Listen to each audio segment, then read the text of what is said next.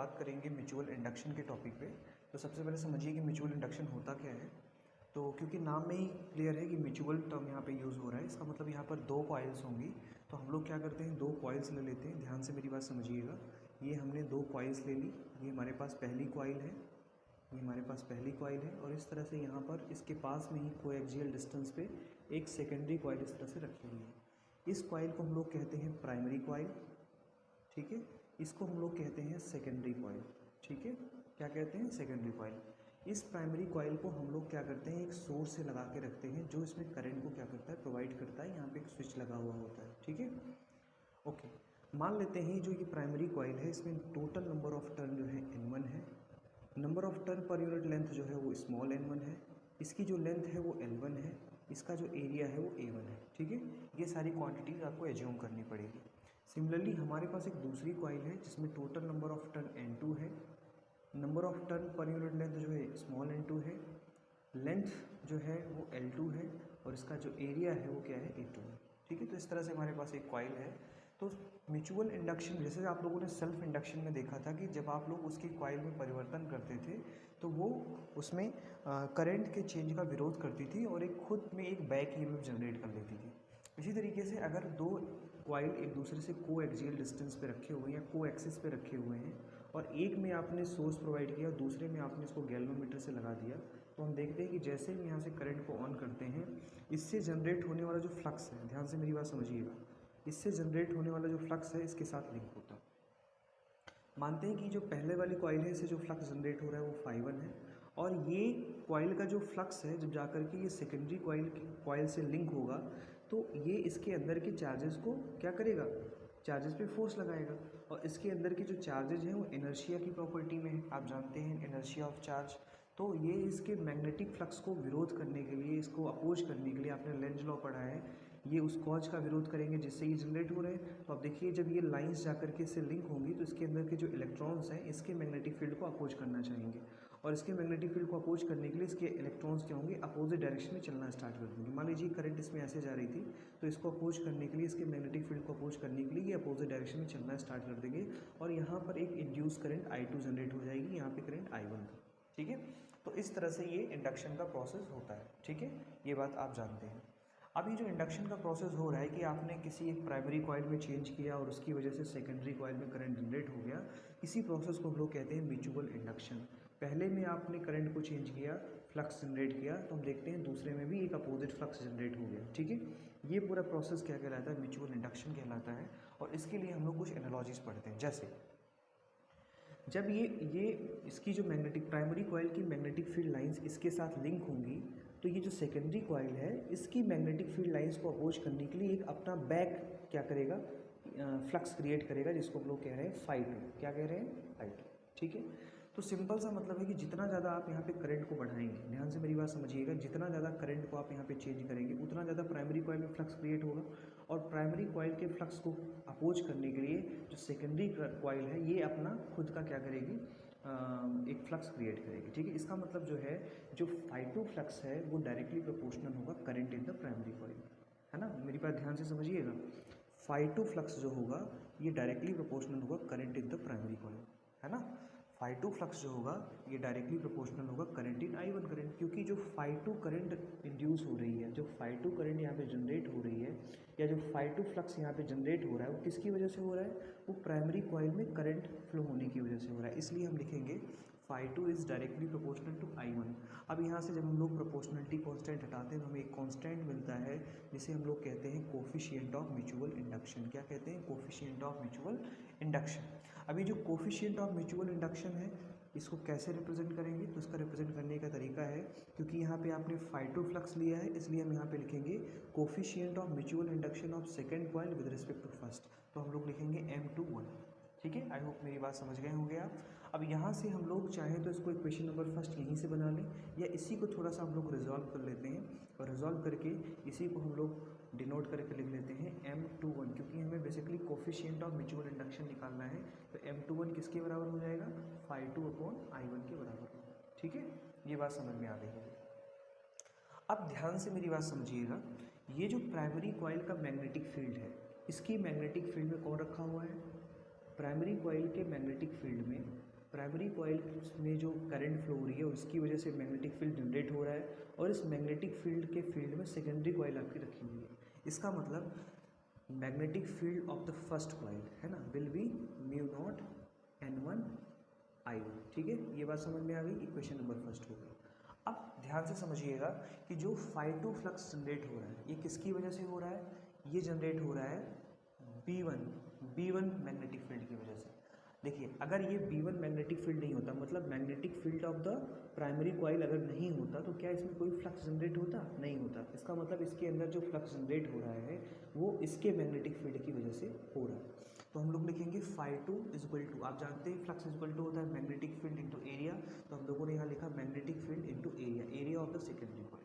ठीक है, क्योंकि जो B1 मैग्नेटिक फील्ड है किसका, प्राइमरी कॉइल का, ये लिंक हो रहा है किसके साथ, सेकेंडरी कॉइल के एरिया के साथ लिंक हो रहा है। तो सेकेंडरी कॉइल के एरिया के साथ लिंक हो रहा है, तो इस वजह से हम लोग कहते हैं flux link with the secondary coil. बात समझ में आ गई होगी। अब हम लोग ये B1 की वैल्यू हमने यहाँ से निकाली हुई है, इस B1 की वैल्यू को यहाँ पे रख दीजिए। तो φ2 इक्वल टू आपके पास क्या आ जाएगा, आपके पास आ जाएगा म्यू नॉट N1 है ना, N1 mu naught N1 I1। ठीक है, and this will B E2। This is equation number 2 हो गया। ये कौन सा इक्वेशन हो गया, इक्वेशन नंबर 2 हो गया। ठीक है, ये बात आपके समझ में आ गई। अब देखिए φ2 की वैल्यू यहाँ से और φ2 की वैल्यू यहाँ से, दोनों को आपस में क्या कर लें आप, बराबर कर लें। तो जब आपको दोनों को आपस में आप बराबर कर लेंगे तो आपको कोफिशिएंट ऑफ म्यूचुअल इंडक्शन पता चल जाएगा। तो देखिए मैं इन दोनों को बराबर कर लेता हूँ। तो जब मैं इनको दोनों को बराबर करूँगा तो क्या वैल्यू आ जाएगी, देखिएगा यहाँ से φ2 और यहाँ से φ2, ये दोनों बराबर हैं, दोनों को बराबर कर लीजिए। Mutual induction of second coil with respect to first, this will be equal to, यहाँ पे I1 रहेगा and this will be equal to this, equation number 1 और इक्वेशन नंबर 2 वापस में इक्वेट कर दीजिए।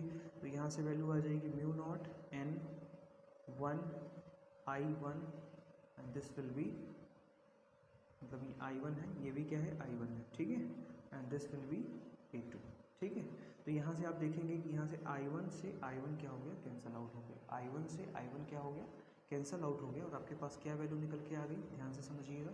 आपके पास जो वैल्यू निकल के आई म्यूचुअल इंडक्शन की, this will B mu naught N1 E2। ठीक है, ये वाली वैल्यू आपके पास निकल करके आ गई। ठीक है, आई होप इतनी बात आपके समझ में आ गई होगी। तो इस तरह से हमने क्या किया, इन दोनों को आपस में इक्वेट कर लिया। इन दोनों को आपस में हम लोगों ने क्या कर लिया, इक्वेट कर लिया। ठीक है, आई होप समझ में आ गई होगी बात।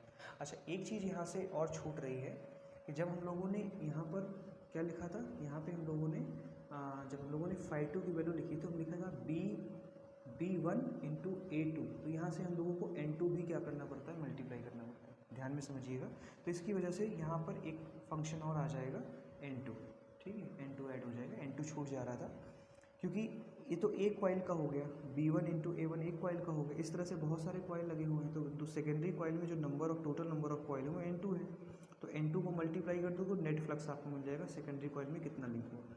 तो N2 B1 A2, तो यहाँ पे N2 और ऐड होगा। ठीक है, तो इसको थोड़ा करेक्ट कर लेंगे आप। तो इसका मतलब इस एक्सप्रेशन में एक क्वांटिटी और निकल के आ जाएगी M21, this will B mu not small n1 capital N2 and A2। ठीक है, this is the mutual induction, this is the expression for mutual induction of a solenoid. ठीक है, कोएक्सियल सोलोनॉइड। अब यहाँ से आप इसके टर्म को चेंज कर सकते हैं। अगर आप इसको स्मॉल n के टर्म में लिखना चाहते हैं तो आप जानते हैं कि जो स्मॉल n2 होता है this will be equal to, या इस तरह से पढ़ा होगा आपने, N2 इक्वल टू होगा N2 अपॉन L2, यही तो होगा। इसका मतलब N2 इक्वल टू लिख सकते हो N2 इंटू L2, यही तो लिख सकते हो आप। चलो अब इस वैल्यू को यहाँ पे पुट कर दो N2 की जगह पे, तो M21 this will be equal to mu not small n1 small n2। ठीक है, स्मॉल n1 स्मॉल n2, और यहाँ से देखिए L1 इंटू, ठीक है, ये वाली वैल्यू निकल करके आ गई। ठीक है, अब अगर हम ये मान लें कि म्यू की वैल्यू कांस्टेंट है, N1 N2 कांस्टेंट है, A2 कांस्टेंट है, तो म्यूचुअल इंडक्शन जो होगा वो किस पे डिपेंड करेगा, L1 के ऊपर डिपेंड करेगा। मतलब जितना ज़्यादा लेंथ होगा उतना ज़्यादा म्यूचुअल इंडक्शन होगा। ठीक है, जितना ज़्यादा लेंथ होगा उतना ज़्यादा म्यूचुअल इंडक्शन होगा सेकेंडरी कॉइल का। ठीक है, ये कब होगा? जब number of turn per unit length in the both coil will be same. जब दोनों में सेम होंगे ऐसे केसेस में जो म्यूचुअल इंडक्शन होगा वो L1 के डायरेक्टली प्रोपोर्शनल होगा। ठीक है, ये बात समझ में आ गई। यही एक्सप्रेशन हम लोगों ने वहाँ पर भी निकाला है, बस उसको थोड़ा सा आप एनालाइज कर लें, उसको थोड़ा सा समझ लें, बात समझ में आ जाएगी। इसके बाद हम लोग इसको कैपिटल N के फॉर्म में, ये तो स्मॉल n के फॉर्म में निकाला था, मैं इसको रेज करके अब कैपिटल N के फॉर्म में लिख रहा हूँ। अब देखिए, अगर मैं N1 को लिखना चाहूँ तो N1 को लिखूँगा मैं कैपिटल N1 अपॉन L1। ठीक है, total number of turn in the primary coil divided by length of the primary coil. अब यहाँ N1 की जगह पे मैं ये वैल्यू रख सकता हूँ, तो M21 this will be equal to mu not capital N1 capital N2 A2 और नीचे आ जाएगा L1। ठीक है, ये रिलेशन बन के आ जाएगा। तो इसका मतलब एक चीज़ समझ में आती है कि M21 जो म्यूचुअल इंडक्शन होगा वो लेंथ के इन्वर्सली प्रोपोर्शनल होगा। कब होगा? जब टोटल नंबर ऑफ टर्न क्या होगा? फिक्स होगा। ध्यान में रखिएगा, जब number of turn per unit length fix होगा उस केस में जो म्यूचुअल इंडक्शन होगा वो लेंथ के डायरेक्टली प्रोपोर्शनल होगा। लेकिन जब total number of in the primary coil and secondary coil is fix, then in this situation जो आपका म्यूचुअल इंडक्शन होगा वो लेंथ के इन्वर्सली प्रोपोर्शनल हो जाएगा। बात समझ में आ रही है? ठीक है, क्योंकि इसका ऑब्वियस सी बात है कि अगर मान लीजिए एक कॉइल है जिसमें टोटल नंबर ऑफ टर्न जो है 10 है, अब तुमने इसकी लेंथ बढ़ा दी तो कॉइल की डिस्टेंस तो ज़्यादा हो जाएगी ना, लेकिन नंबर ऑफ टर्न तो क्या रहेंगे? उतने ही रहेंगे ना भाई। बात समझ में आ रही है? लेकिन इसके कंपैरिजन में अगर यूनिट लेंथ में नंबर ऑफ टर्न फिक्स है तो जितना ज़्यादा लेंथ बढ़ाओगे उतने नंबर ऑफ टर्न्स क्या हो जाएंगे? बढ़ते जाएंगे। यही रीज़न होता है कि जब total number of turn fix होता है दोनों कॉइल्स में, तो उस केस में म्यूचुअल इंडक्शन जो होता है वो लेंथ के इन्वर्सली प्रोपोर्शनल होता है। और जब number of turn per unit length fix होता है, इसके पहले वाला जो हमने किया, उस केस में जो म्यूचुअल इंडक्शन होता है वो लेंथ के क्या होता है? डायरेक्टली प्रोपोर्शनल होता है। ठीक है, आई होप इतनी बात आपके समझ में आ गई होगी, आपके कॉन्सेप्ट क्लियर हो गए होंगे। जो कन्फ्यूजन थोड़ा सा क्रिएट हुआ था वो कन्फ्यूजन वाली बात जो है क्लियर हो गई होगी। ठीक है, तो बच्चा आज के लेक्चर में इतना ही। आप लोग जो भी न्यूमेरिकल्स हैं उसको करें आप। अगर कोई डाउट फिर से आता है तो आप मुझसे पूछेंगे, मैं आपको क्लियर कर दूँगा। जो डेरिवेशन मैंने आपको कराया है एक बार उसको अच्छे से और देख लेंगे। ठीक है, थैंक यू सो मच।